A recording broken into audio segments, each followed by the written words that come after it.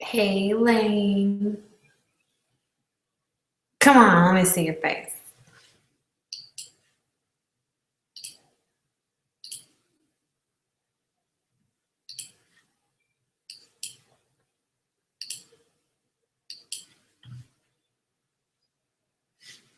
Saw Lane on for 1 second.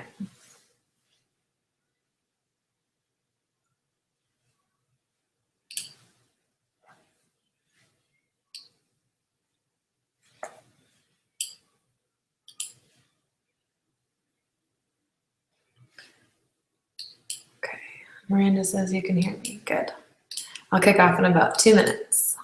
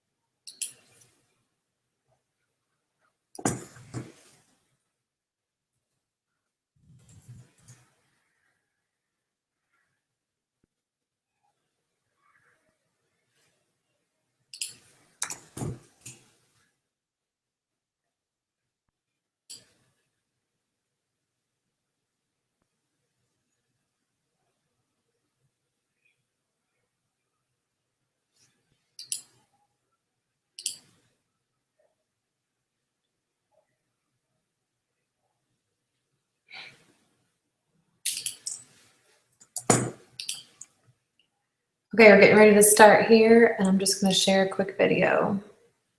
Oh, maybe not.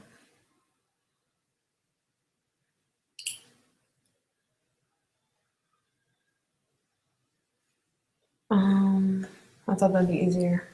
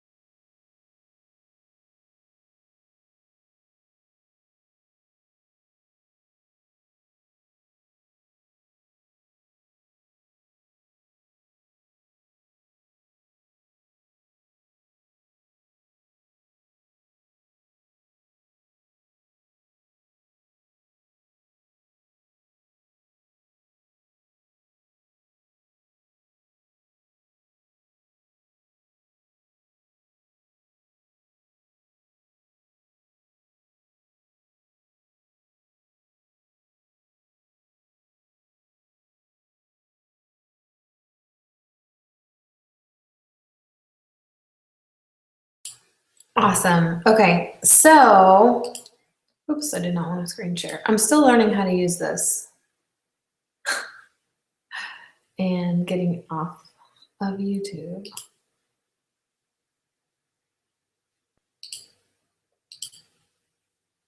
Okay. There we go. Okay, so I wanted to share a little inspirational story with you guys tonight of somebody that perhaps, you know, a coach, somebody of a completely different personality, somebody you might not have ever reached out to become a coach. Look at her success. And I love seeing stories like this because sometimes I refrain from talking to people about the business because I prejudge in my head they wouldn't be interested in this right now. Imagine if if her husband had never picked up P90X, if she had never seen Insanity, if she never had this opportunity, and you may be withholding this opportunity from people right now because of your fear to talk to people. And one of the reasons I want to talk about personalities tonight is because I think once you understand that we are different and that's okay, and there's a way for you to connect with people that are different than you, it is coincidence and it isn't coincidence, I guess, that we tend to go for people and talk to people like us because it's easier. But I want to talk to you tonight about how to recognize the differences and then be able to feed off of the differences instead of running from them. And I can't teach you all of it in one night, but I can give you some basics and I can talk to you a little bit about how this works and then encourage you to do some independent study on your own like I have done. And I was reading my GEMS Mastery book today. I followed Dani Johnson for a while. This is her system. I didn't make this up. This is what she uses, and it's the 4 gems. And you hear us, if you've been on the team page for a while, you've heard us talk about it. I see Christina logging on. I invited a couple of you to just kind of join me in presenting in case you wanted to add anything, because otherwise nobody else can talk but me on this call. So I just added a few of you guys. So a few of you might be popping on. You, Quinn, Lane, a few people that I thought might get on. So you can kind of give me your feedback at the end. But so that's what we're going to talk about a little bit tonight. And I actually have the test to share with you. I'm not going to go through all 40 questions because it could take a while, but I definitely want to give you some background so you can try to figure out what your gem is, because that's kind of the first step, is figuring out your personality. And then from there, you can start recognizing those personality traits in other people. So the 4 gems that we talk about, and you've seen on the team page multiple times, is Sapphire, Pearl, Emerald, and Ruby. And the way that you figure out what you are is by going through a series of questions. And I'm going to give you some of those questions right now. And what I'm going to do is just read the question and then read the answer. And after each answer, there's a letter. And that if you think that's you, you write that letter down. And then at the end, you kind of pile them together and figure out which one you had the most of. So I'm going to go through a couple of these. Get a piece of paper out. I'll give you a second to get a piece of paper and a pen. And you're going to figure out which gem you are. It's fun because once you know what you are, you realize why you do or don't interact well with certain people. You'll see us posting funny things on the team page sometimes, like, oh, you know, hashtag Sapphire tendencies or Ruby issues or Emerald issues, because we know our personalities and we know why we're acting a certain way or why we're clashing or why one of us is acting crazy and other people don't get it. We know why because we know our personalities, and you're going to learn yours too. Okay, so here we go. These are kind of all over the board, and if you don't feel like any answer is specifically yours, just pick the one closest and try to answer as honestly as you can. Don't say what you think you should do, but what you actually would do. No one's going to judge you. No one's going to see your answer but you. So, scenario 1. Can I get Christina? Can I get you to mute for a little while? Get like some background. Thank you, darling. Okay, so scenario 1, you've received an item that needs to be assembled. You read all the instructions first, take an inventory of all the parts. That's D. If that's you, you write down the letter D. Or you throw off the instructions to the side, you only look at the pictures. That's A. You don't want to be a burden to anyone else, so you assemble it alone, but it may take you longer than others to do so. That's C. Or you first grumble that it hasn't already been assembled and you put it together really fast. You think the manufacturer must have made a mistake because now you have leftover parts. You toss the parts because they're not needed. That's B. So it's going to be one of those 4 letters each time. Okay, here's the next thing. When buying a gift, you find something really nice. In fact, so nice you decide to keep it for yourself. You then go and buy something different. That's B. You purchase a fun gift that tells a story of an inside joke or is just a complete gag gift. A. You make the gift yourself or purchase something and add your own personal touch. C. You may buy them a card, or if you knew what they wanted and it was economical and fit into your budget, then you would make the purchase. D. Now, as I'm reading these and as you're listening to the answers and you're trying to figure out which one you are, also think of the ones that you aren't, and you might trigger and think, oh my gosh, that is so my spouse, or that is my mom all over, that is my best friend, and start realizing other people approach things differently than you. Okay, so here's the third scenario. A hotel chain now places a card inside the hotel room that reads, please save our water supply. If you would like your towels to be washed, please place them on the floor. I've seen that before. Your response is, you definitely follow the instructions and hang your towels after use. You do want to do your part to save the environment. That's you, that's C. Or you read the card and analyze how sincere the hotel really is. You hang up your towels because you would never leave them on the floor anyways. That's D. You will just throw the towel on the floor by default. You probably didn't even realize there was a card in your room. You're in a hurry anyway, so you're out the door. That's A. Or you will say to yourself, no, I've paid a high price for this hotel room and I want the full service, including fresh, clean towels. That's B. When it comes to rules, you think everyone else's rules are stupid. When it comes to rules you invented, you believe everyone should follow them. It's my way or the highway. B. Or you will naturally follow rules because you don't want to hurt anybody's feelings or displease anyone. That's C. You believe that rules are meant to be broken. A. You believe that rules are meant to be followed. D. This is scenario number 7. Pick an occupation that most appeals to you. You prefer to work directly with people, building relationships, and travel. That's A. You prefer to work with methods, systems, numbers, processes, and routines. That's D. You like what's challenging and what makes the most money. That's B. Or you enjoy helping and serving people and working towards a great cause. That's C. Here's one, interesting, when it comes to sports.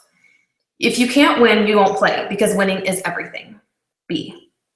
You love to play team sports. If you don't win, that's okay because you enjoy playing the game with each other. That's A.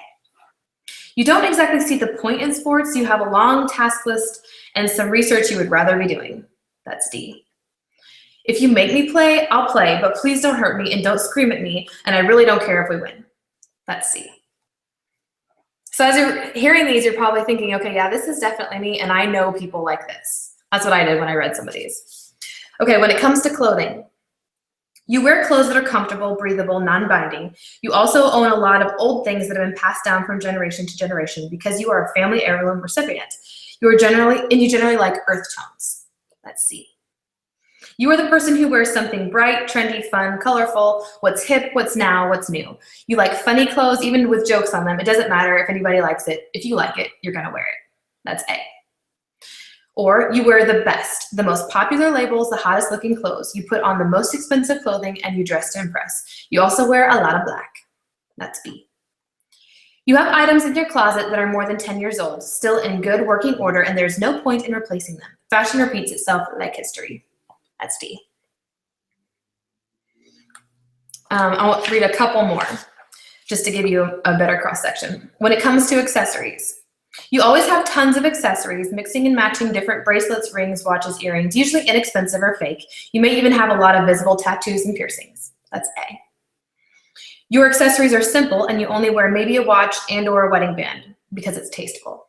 That's D. You are attracted to the best jewelry, the highest quality stones and metals. Basically, you want your jewelry to say, I have more money than you, even if I don't. That's B. You typically don't wear a lot of jewelry. If you do, it's handmade or heirlooms that have been passed down and hold sentimental value. That's C. Okay, when driving, you drive slow and you will let everyone into your lane. You stop for pedestrians and will brake for animals in the road.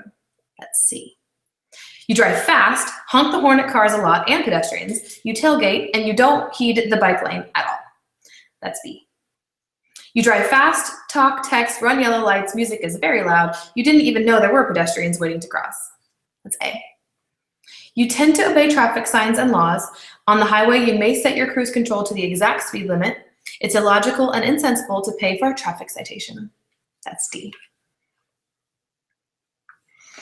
And here's one last one. When packing to go out of town.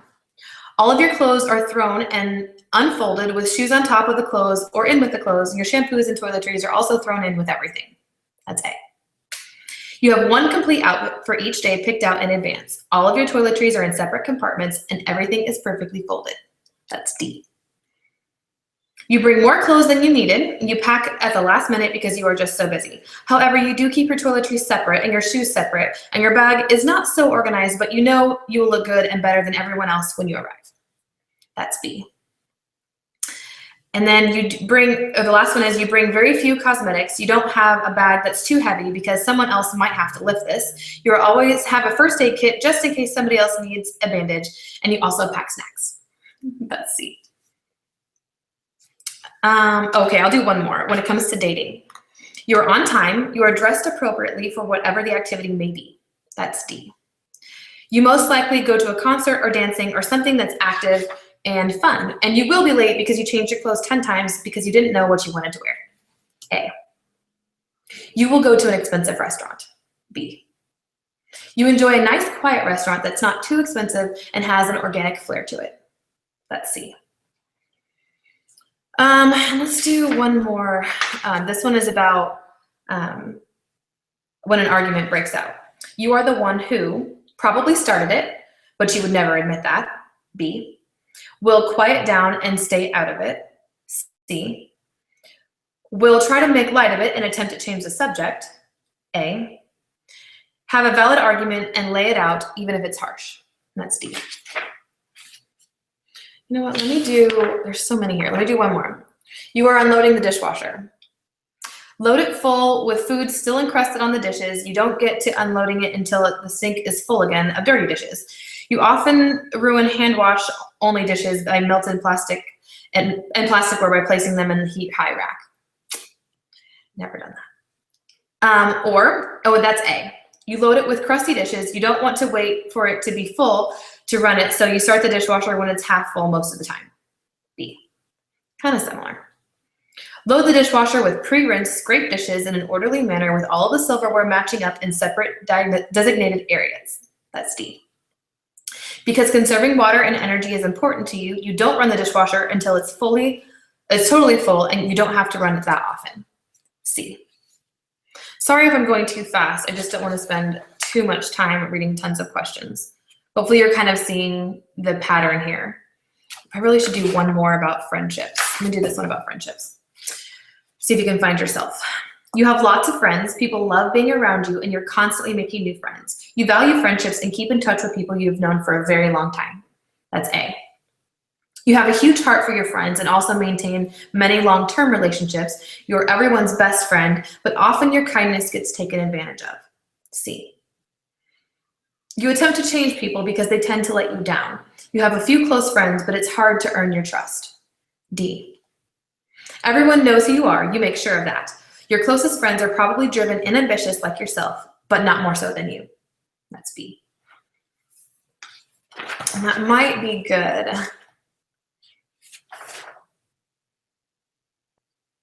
Let me do two more. When you're in a room full of people, you will talk to every single person in the room and comfortably. A. You size up everyone in the room and immediately identify any competition. B. You find one person and connect really well, spending the whole night in thoughtful conversation with just them. C. You gravitate away from the main mass of people, sit back, and mostly just observe. That's D. And then the last one, keeping track of time. Every clock in your house is set to the same time, down to the second. You are always on time. You are never late. That's D. You are so busy, it's hard to keep track of time. You usually sacrifice eating and sleeping times to get things done. That's B. You try to be everywhere early. You don't want to inconvenience everyone. However, it doesn't always work out. That's C. Or if you do care about being on time, you set your watch 10 to 30 minutes ahead to help give you extra time and still often find yourself late. You lose track of time quickly. That's A. Okay, so hopefully you started seeing some patterns there, and Obviously, if you were paying attention and if you've done anything like this before, so they correlate like this. If you had mostly A's, you're a sapphire. If you had mostly B's, you're a ruby. If you had mostly C's, you're a pearl. And mostly D's, you're an emerald. Let me give you a basic breakdown of what that means. And of course, you could spend hours diving into each one of these individually. Most importantly, I want you to understand who you are tonight, and then we're going to kind of look at how to interact with people of opposite and then complementing stones as well, or gems as well. So sapphires, you are motivated by fun, things that are going to bring you joy and excitement. You can tell when you're talking to a sapphire because they're very animated and they probably use their hands a lot and they might just be a little bit louder. I tend to do that a lot because I'm mostly sapphire. So it also can be somewhat annoying to somebody of the opposite gem, which is a pearl. And the pearls see sapphires as slightly, emeralds see sapphires as slightly annoying because they're the very organized ones. Emeralds are motivated by facts and figures. So that person is very organized. A lot of those answers, they're the calculated people that think ahead, that aren't late, that are very organized. And somebody like me, who is a little bit helter-skelter, would drive them crazy. A pearl is motivated by a cause. So they want to be connected to it. They want to feel something about it. Rubies are, that was the B, and sometimes that comes off as being kind of uppity and snarky, but the rubies are kind of the motivated by a challenge and by making money, and those are usually the movers and shakers because they're usually the super go-getter motivated people. So my personality is mostly sapphire and also ruby. Everybody has a personality type that's majority and then a minority one. So if you had mostly one letter and a few of another, you can figure out what that is. So what does this mean and how do you use this once you know? It is definitely helpful in relationships, whether it be a spouse relationship or a friendship relationship, to understand why you act a certain way and why another person may or may not connect with you immediately. The people that you normally will meet and you just immediately bond with them, most likely you have similar personalities. And how do we use this as coaches? So one great way to figure out someone's personality so that you can connect with them better and you can get your message heard, which is really what we're trying to do. You don't want your personality to be so loud that the person can't see through to how they could connect with your message. Just because I'm sapphire and I'm talking to an emerald doesn't mean they wouldn't make an amazing coach. You know, Annie, one of my best friends and a very successful coach on this team, she's sapphire emerald. So, you know, she's got a lot of great personality traits that I just do not have. And they're great assets to a coach, but I don't connect with her on those things. And I probably have driven her crazy multiple times with my inability to be organized at times because she's very organized. But if I never connect with emeralds and I don't even allow myself to get on that playing field where I want to talk to them, I'm missing out on those people and my message won't be heard because they're so distracted by how crazy I am when I talk to them. It's how they feel during that conversation. They feel like they can't even really hear what I'm saying because they're so annoyed by the way I'm talking to them. Have you ever been in a conversation like that? Chances are you're talking to somebody that had an opposite personality. So what we want to do as coaches is learn what people's personalities are so that we can, and take this the right way, I'm not saying you need to change, but I'm saying that you need to be able to recognize and then during a conversation, take on that personality for a few moments. Everyone has every single gem, a little bit of every single gem. Just because you're a ruby does not mean that you don't have any care for people, that you have no pearl within you. That doesn't mean that you don't get it at all. It just means the majority of your personality is ruby. So you have a little bit of pearl in you, and when you're speaking to a pearl, the best thing to do is to try to channel the pearl part of you so that you can connect with that person and they can hear your message. So what we try to do as coaches, you can't give everyone a personality test when you talk to them. So what we do instead is something called forming. And we talk about this in the Getting Started, that 10-day boot camp. We talk about it multiple other times after that. But the way we form people, and it's an acronym, it's basically asking questions. So you can hear where somebody starts to kind of come out with their personality. You can hear what's important to them. So FORM stands for family, occupation, recreation, and then the message. So it's FORM. So when you are trying to figure out what's important to somebody, the first questions you can ask are about family. Are you married? If yes, how long? What's your spouse's name? Do you have kids? Do you have brothers and sisters? Where did you grow up? Is your family still there? Those are questions you can ask somebody and start to recognize somebody that's a pearl is going to love to talk about their family. They're going to really enjoy that because they're very connected to it. Somebody who's a ruby is probably going to gloss over some of those questions because they're not sentimental at all. And they may love their family, but they're just not sentimental about it. And you'll start to realize by the way they talk. Occupation, kind of opposite here. A ruby is probably going to talk about their occupation in a different way. They're going to be very excited to tell you what they do and how proud they are of it and how much, maybe not how much money they make, but they're going to try to make sure you know how successful they are.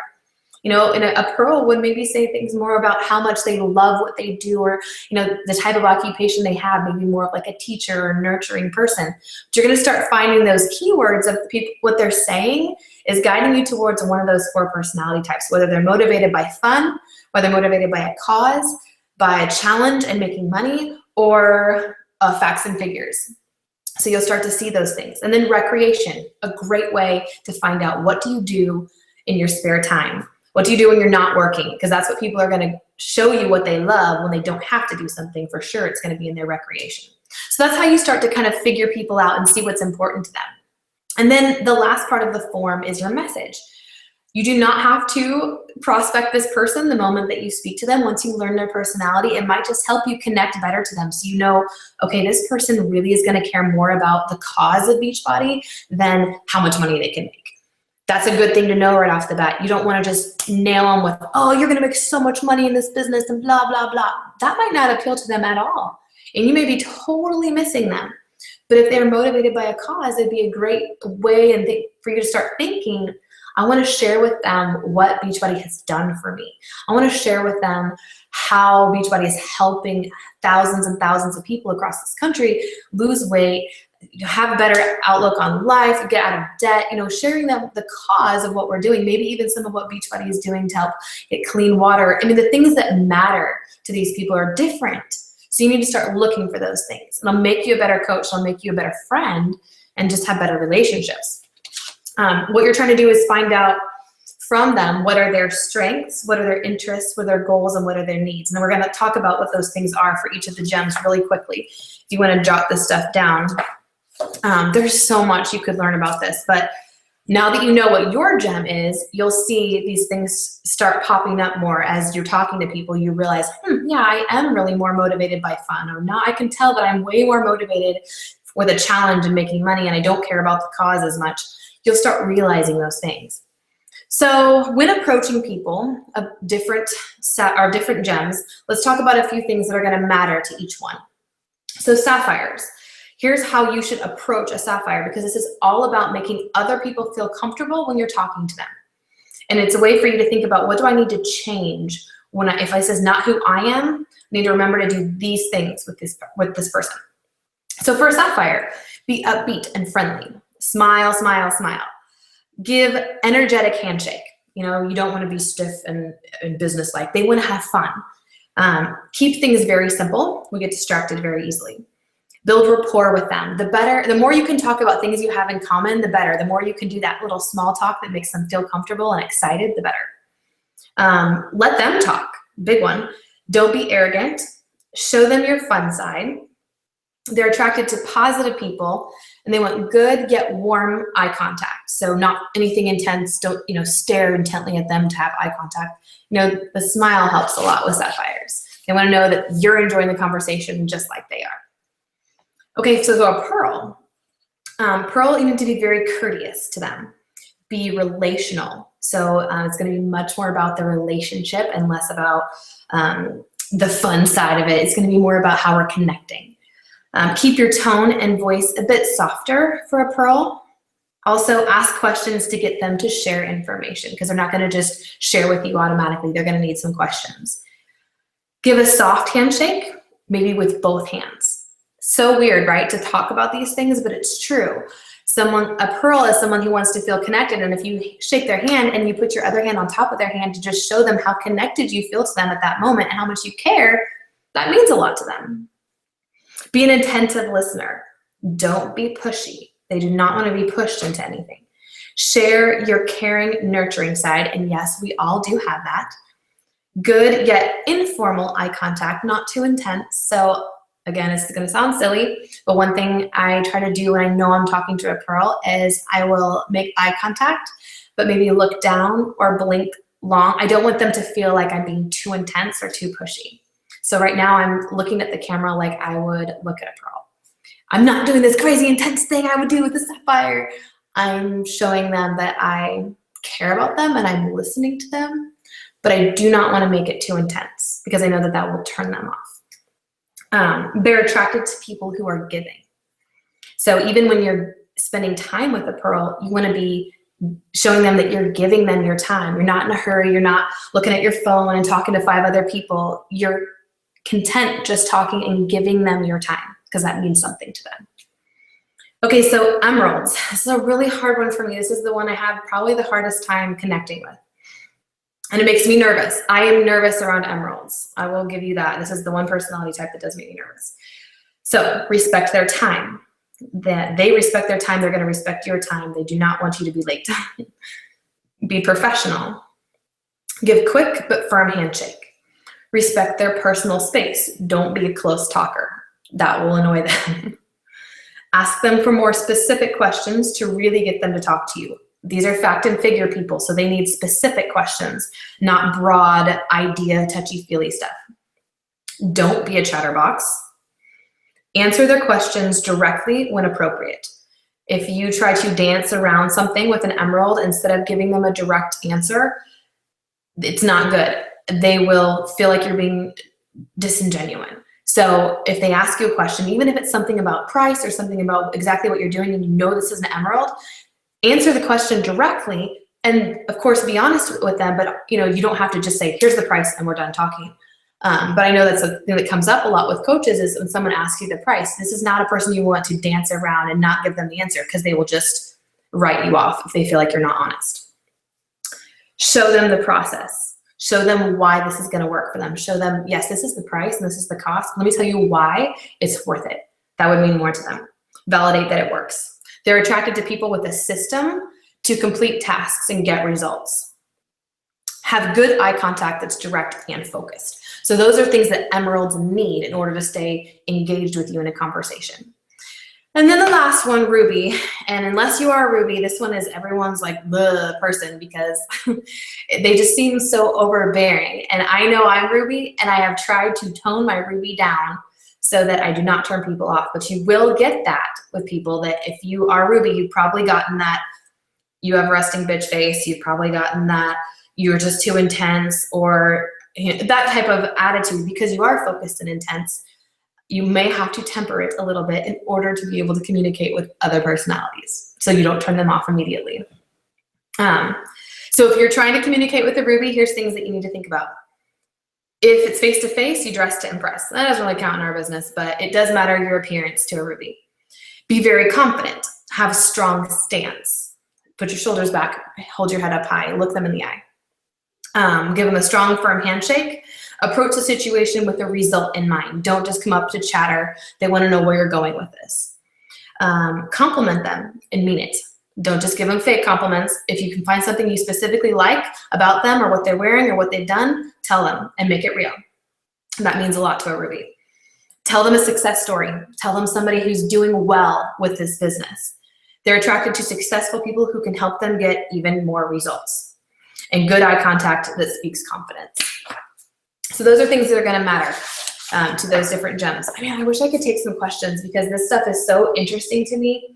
But I will say that the number one thing that's going to help you in figuring out personalities and being able to interact with different ones is listening to people.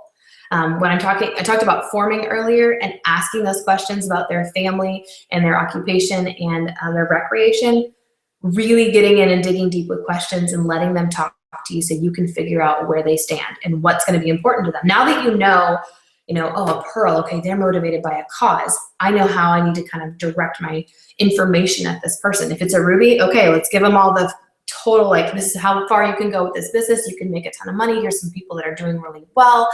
Give them that some of the, compensation stuff and what the top earners are making. I mean, those are things rubies just grab onto and want to chase.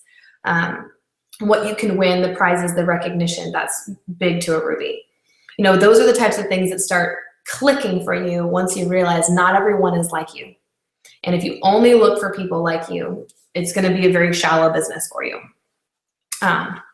And then also something to think about as you're moving forward in your business is your coaches. So as you've sponsored people into your business, you probably realize that, yes, they were excited to get started, and now you're having a hard time connecting to some of them. I've even seen a few people say, I just do not know what to do with this person. I can't connect with them. We seem to be missing each other.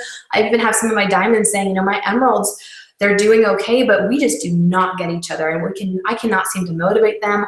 A lot of times that's going to be because the way that they feel appreciated is not the way that you show appreciation. And this business is so much about recognition. As you move forward, it's important to learn how to recognize and appreciate people of different personalities. Again, if you're a Sapphire and all you ever do is try to pump up people with your words and tell them how great they're doing, rah, rah, rah, I'm a cheerleader for you, that's probably only going to work for your Sapphires. And if you have emeralds or rubies or pearls on your team, it doesn't really matter to them. And just you telling them how great they are may or may not keep them going forever. So here's some things. Maybe jot down a couple of these so you can try to recognize if you say, okay, no, I have some emeralds on my team now. I can see this. How do you appreciate them? How do you make them feel like they should keep on moving and they should get motivated to do more? Here's a few things. Let's start with Sapphires again, because that's my first one on my list. Guidelines for how to appreciate them. Sapphires don't need you to go into detail. Just smile and say thank you. Sapphires love surprises and gifts. It doesn't have to be expensive. Just the fact that you thought of them is important.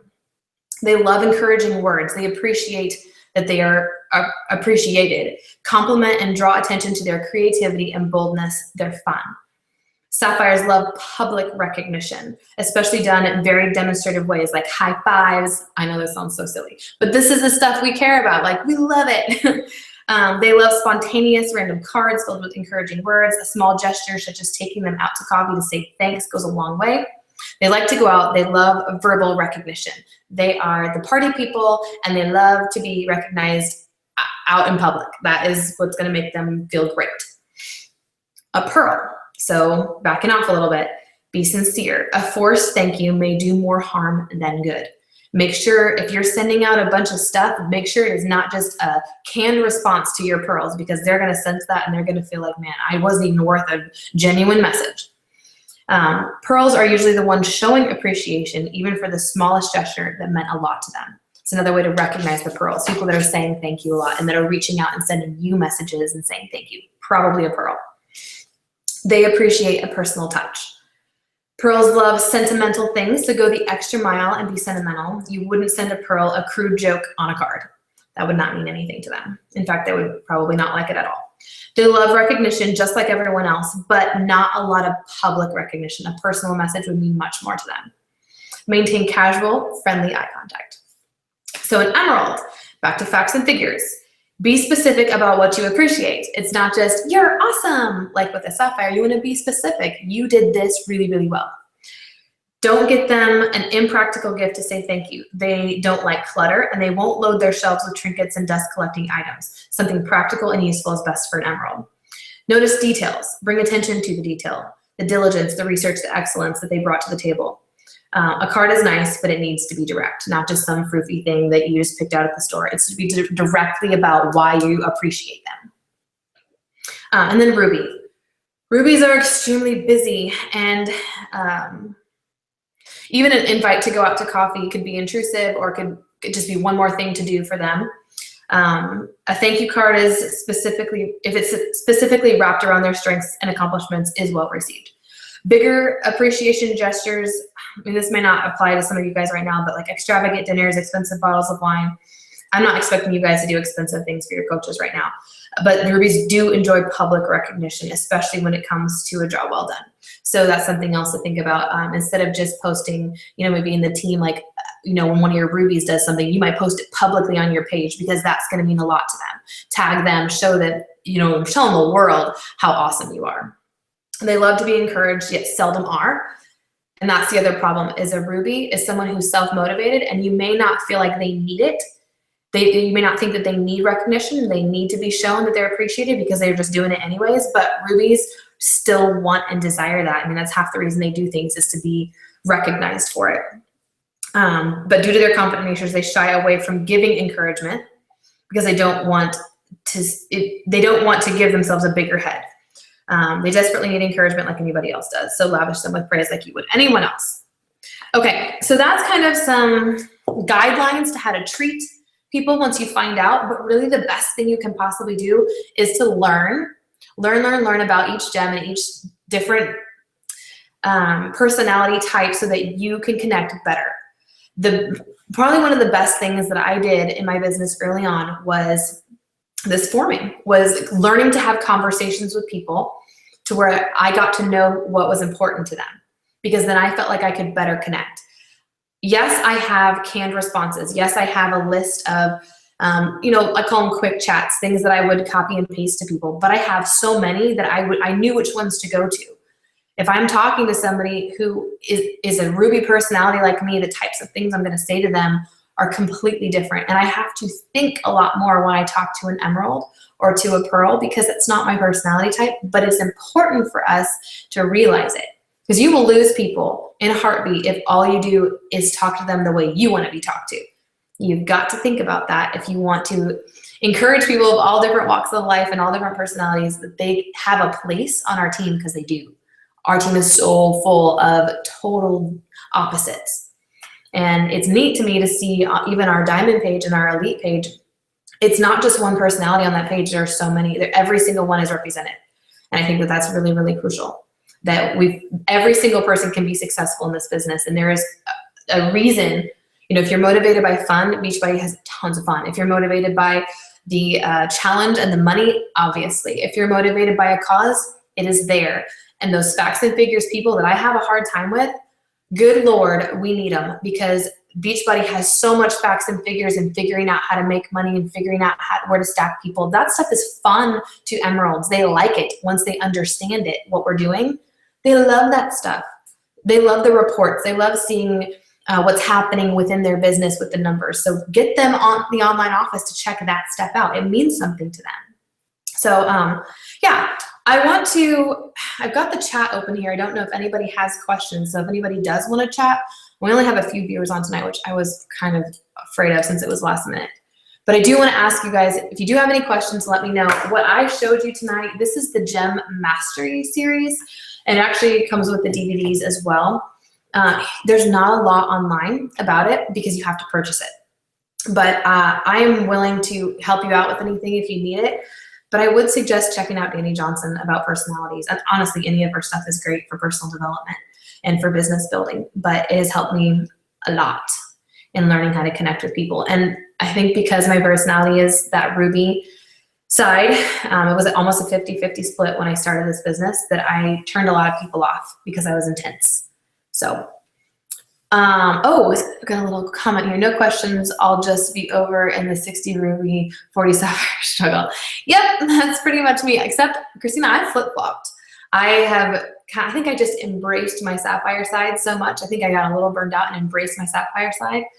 And it helped me a little bit. And that has been helpful. But I do think that one of the biggest things that's been helpful for me is to realize I don't have to sit in my personality and just say, I can't be anything else. I've learned to channel my pearl side, still working on that emerald side, but I have learned to channel my pearl side where I really can honestly connect with people that care about a cause. Because I found myself caring about this cause and caring about people's lives so much that I can really channel that side. I'm still working on the emerald side. I'm not very organized, and that's a very difficult side for me to channel, but we can all do it. We can channel different sides to speak and to connect with people. One tip for just easy face-to-face interactions with people of different personalities, match tone. So even on the phone, I come into every conversation with energy, but then I read and I hear and I listen to the way that person, not just the tone of their voice, but the level. So if they're speaking more quietly on the phone, I'll bring my level down because I don't want to overpower them. And I can still be me at this decibel. Also, I listen for the cadence and how quickly they're speaking. And if I am speaking too quickly and they're speaking really slowly, I know they're going to miss most of what I say because they're processing a lot more slowly. It doesn't mean they're not as intelligent. It just means they don't like the chatter. Then sometimes I talk to people and they're like, oh my gosh, I'm so excited. Oh, I can't wait to do it. And I'm almost like, oh my, I can't keep up with this. So I know that people just speak differently, but I try to match energy and match tone and match cadence when I'm doing that, because I feel like that person will want to talk to me longer if they feel like we're connecting. And it's just from me taking cues and adjusting the way that I speak. Try it. I know it sounds odd and it probably sounds very juvenile, but it does work. And it helps people want to talk to you, maybe just not be annoyed by you. And it's not because you're annoying, it's just because they don't process information or appreciate the information the same way because of a different personality. So, all right, well, that's it, guys. It's been like 40 minutes of me talking about this stuff. So hope everybody has a good evening, and I'll see you guys soon. Bye.